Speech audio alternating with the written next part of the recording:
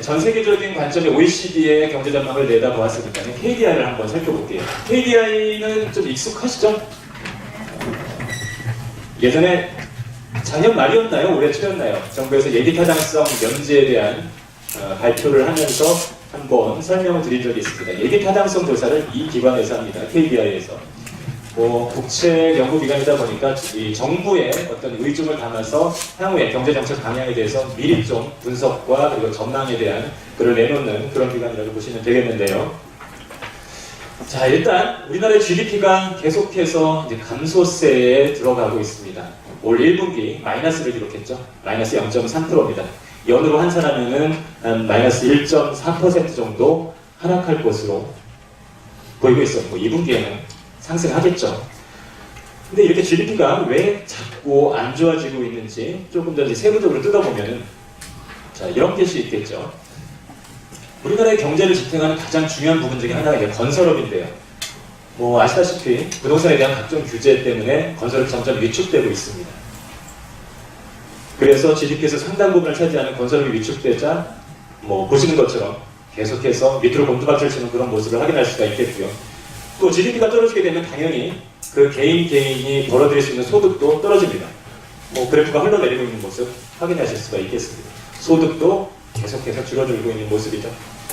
조금 더 자세히 보시면 대한민국의 전체라고 볼 수가 있어요. 대한민국 이 경제의 전체, 선박과 자동차, 석유화학 및 석유제품, 반도체까지 수출이 점점 안 좋아지고 있습니다. 대한민국을 먹여 살렸던 수출이 안 좋아지고 있는 상태이고, 반도체만 조금 더 확실하게 보시면 몇 년 전까지 좋았죠. 혼자서 독야청청하면서 올라가다가 정점을 찍고 급격하게 내려오고 있는 그런 모습입니다. 역시나 경제 상황이 좋지가 않다라는 거 확연하게 여기저기서 확인이 되고 있는 그런 상황이고요. 그래서 이런 상황에 대해서 KDI도 이 정책 방향을 설명을 하고 있습니다. 일단 금융위기 이후에 2008년도 금융위기 이후에 전 세계적인 저성장 기조하에 우리나라가 놓여져 있다라는 얘기고요. 그리고 내수 또 위축되고 있고, 조금 전에 보셨던 것처럼 경제를 이끌었던 수출 각 분야가 계속해서 부진한 그런 상태이다. 그리고 은근슬쩍 KDI도 또 이 얘기를 하고 있습니다. 장기적인 사업 생산성 제고, 생산성 제고라는 건 곧 얼마 지나지 않아서 구조조정으로 이어진다는 건 누누이 제가 말씀을 드리고 있습니다. 현직에 계신 분들 혹은 열심히 직장에서 근무하고 있는 자제분들 좀 조심하셔야 될 대목이에요. 그래서 KDI가 내놓고 있는 솔루션은 결국은 이겁니다. 추가 경정 예산안을 조기에 집행해야 된다는 의견을 내놓고 있고요. 그리고 통화 정책에 있어서도 금리를 올려서 통화를 옥죄는 그런 정책이 아니고 최소한 금리를 유지하면서 통화를 계속 풀어나가는 그런 정책을 펼쳐나가야 된다고 KDI도 이야기를 하고 있는 상황입니다. 자, 이번엔 마지막으로 주요 기간 중에 가장 마지막 기간이 될 거예요. 금융통화위원회. 한국은행 기준금리로 익숙하게 좀 알고 계시죠? 실질적인 통화량을 조절할 수 있는 의결기구입니다. 금융통화위원회의 가장 최근의 의사록 내용을 한번 살펴볼게요. 일단 의사록 내용을 살펴보기에 앞서서 우리나라의 기준금리 수준이 어떻게 변동이 되어 왔는지 장기 추세를 한번 살펴보겠습니다.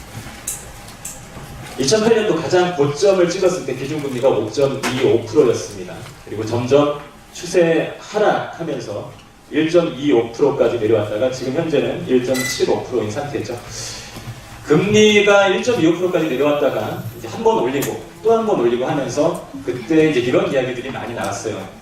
이제 시작이구나. 이제 본격적으로 금리를 올리면서 모든 경제가 후퇴할 것이고 부동산도 끝날 것이고 아무것도 하지 말아야 되는, 몇 년 있으면은 금리가 5% 넘어서 7%, 10% 이렇게 올라갈 것이다라는 되게 망측한 인터넷상의 괴담들도 많이 나오고 했는데요.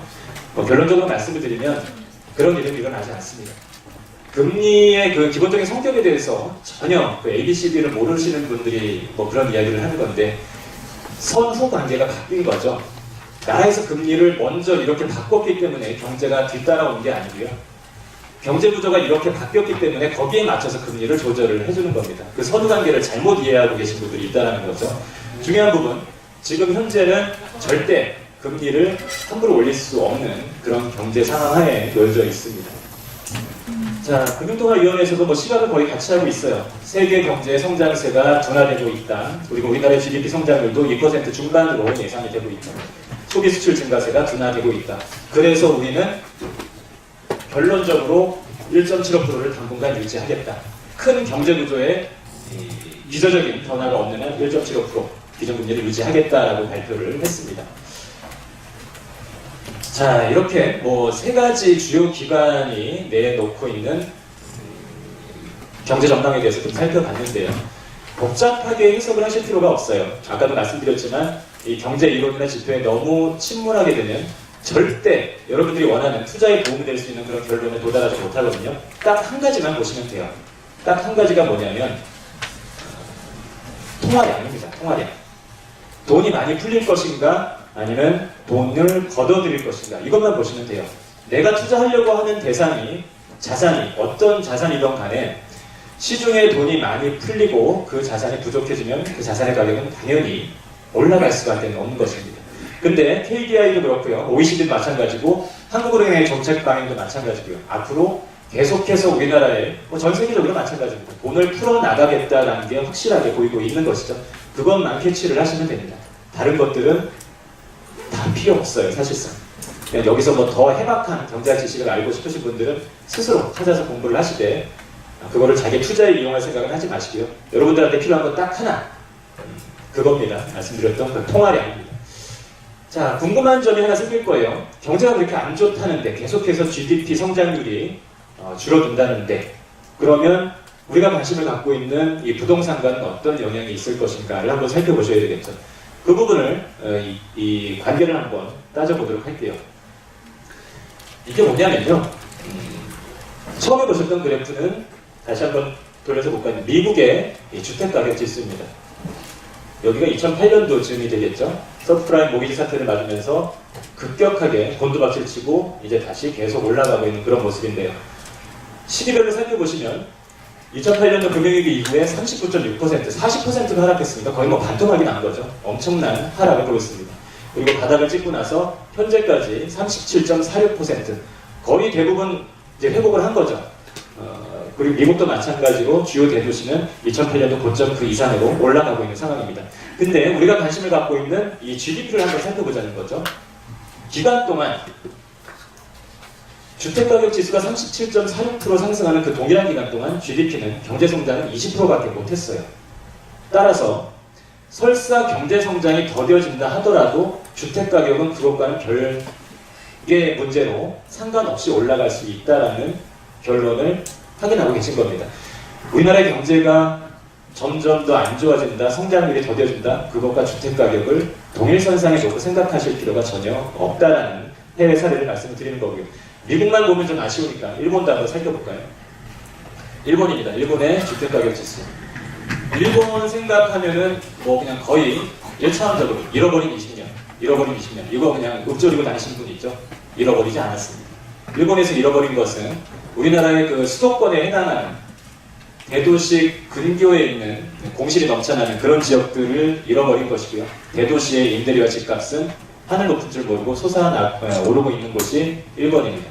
일본의 주택가격 지수도 잘 올라가고 있는 상황인데 역시나 이 GDP 성장률과 한번 비교를 해볼게요. 일본의 주택가격 지수가 14.4% 상승을 했습니다. 그리고 GDP는 13.1% 증가했는데 역시나 GDP 증가율보다 약간입니다만 더 앞선 수준으로 주택가격이 상승을 하고 있죠. 또 가장 우리가 반드시 알고 있어야만 하는 대한민국의 주택가격 지수에 대해서 한번 살펴볼게요. 저점에서 고점까지 대한민국의 주택가격 지수 6.7% 상승했어요. 그리고 그 동일한 기간 동안 GDP는 27.3% 증가했습니다. 좀 이상하죠, 숫자가? 저점에서 고점까지 제가 지금 6.7% 상승했다고 말씀드렸잖아요. 숫자 좀 이상하지 않으세요? 이상하죠? 한국감정원에서 전국 기준 약 15%, 그리고 서울의 경우에는 한 30% 저점에서부터 상승했다라고 발표를 했습니다. 실제로 그래요. 근데 저는 지금 6.7% 상승했다고 말씀을 드리고 있죠. 왜 그럴까요? 지금 보고 계시는 그래프는 미 달러로 표시한 대한민국의 주택가격입니다. 여러분들은 늘 우리나라에서 발표한 원화로 표시한 그래프를 보고 계시죠? 그래서 늘 착각을 하고 계시는 거예요. 97년도 IMF 이후에 우리나라의 경제는 달러 경제하에 복속되어 있습니다. 그래서 항상 자산 가치를 평가할 때는 달러로 환산한 가치로 평가를 받아야만 하고 또 그거를 토대로 예측을 하셔야 돼요.